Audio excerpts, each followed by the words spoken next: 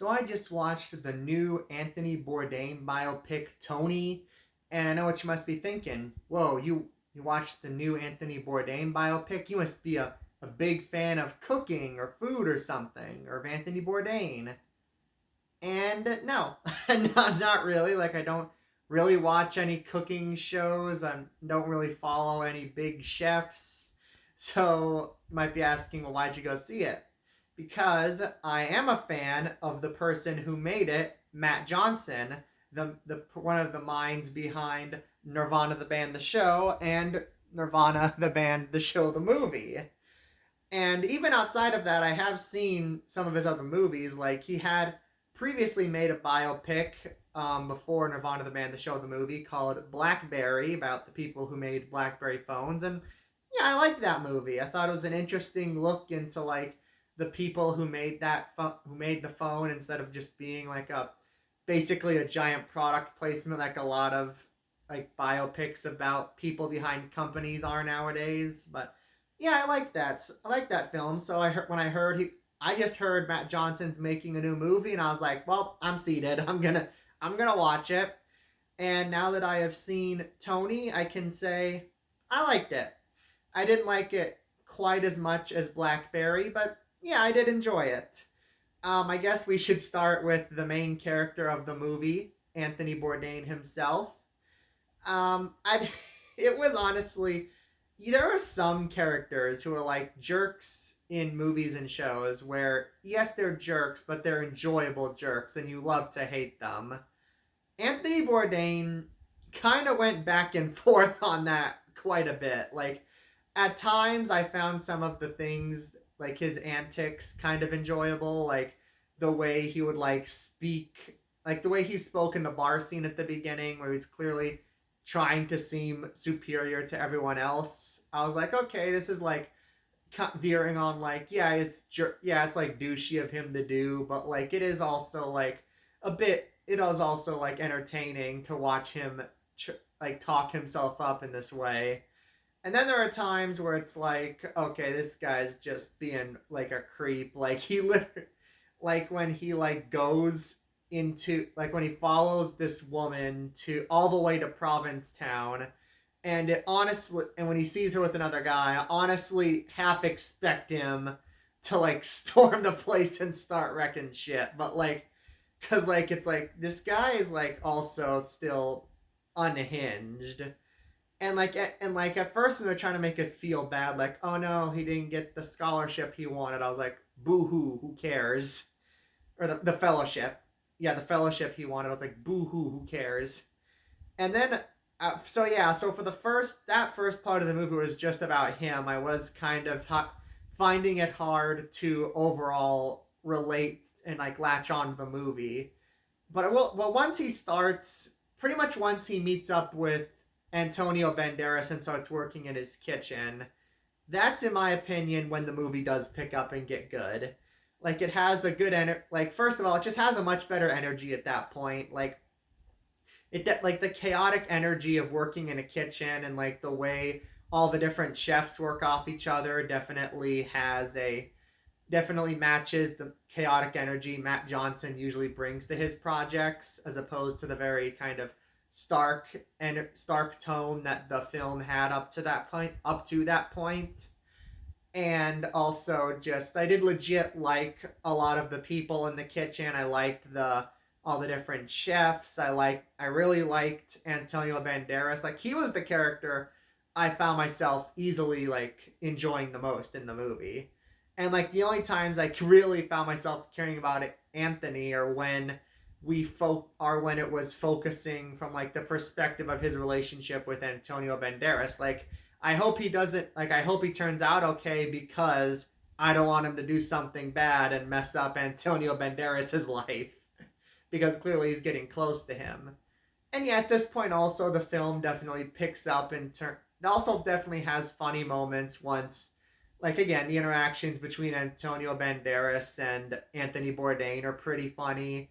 And also just a lot of interactions with a lot of the different chefs in the kitchen, with how fast they're like hurling zingers at each other. Like I will say it was a bit frustrating at points with this one chef who who's the one character in the movie who's a bigger douchebag than Anthony Bourdain is, but yeah, but like even then, he still definitely had his moments where he could be entertaining. In turn, and also, I noticed this pretty early on. The guy who plays Anthony Bourdain, I actually thought he could kind of pass for a young Matt Johnson. Like, if you ever need like a prequel to Nirvana the Band, the show, and like you need a young Matt in like his early to mid 20s, you can get this guy. He can do it. He could probably do it. But yeah, in terms of, and then like, again, in terms of any problems from this point on in the film, there are points where like, again, the story's supposed to be like a guy who starts as a jerk and like over time becomes more likable. And like they do that, like he definitely becomes more likable as the film goes on, Anthony Bourdain, but then there are points where like it'll seem like all of a sudden, well, we still have to make him seem like a jerk even though the movie was making it seem like he was getting better. Like there's like right after he confesses something to a character that he'd been keeping secret the whole movie, and like clearly doing it because he thought, I don't want to be like that other guy who was like the bigger douchebag than him. Then all of a sudden, right after that, we get a scene where he blows up at Antonio Banderas, pretty much just because he doesn't want to do what Antonio Banderas does for the rest of his life. And it's like, where is this coming from? It's like all of a sudden you just go right back to how you were at the start of the movie, like nothing happened between you two. Where did that come from? That felt very out of nowhere. And again, just like throughout that part of the film, he kind of goes back and forth between is he nice now or is he a jerk now? And like there's a point at the end where he does something, and it feels like the other jerk chef should have been like, wouldn't like in the film he just kind of goes like it's gonna screw him over, and he just kind of goes right, whatever, and walks away. I feel like based on what we know about him at that point in the movie, he wouldn't have just done that. It would have gotten a bit more, it would have been a bigger deal than the film made it seem like it was. Also, this is kind of a thing that I noticed throughout the movie. I don't think Matt Johnson knows how to write women. Like, I know there are like three other writers on this movie, but like he's the director. He's one of the co-writers. I can't like I'm assuming most of the creative force of the movie is from him. And yeah, like all the women in this movie are either sex objects or like practically strawman feminists. The only exception to that and closest thing to an interesting female character in this would be the girl that Anthony Bourdain likes. Struggling with the name. I'm sorry. I think it's Mary or something like that. And even then, her whole character is basically just changing based on what her emotional state needs to be for the movie. Like the film says you're supposed to not like Anthony at this point of the movie, so you don't like him.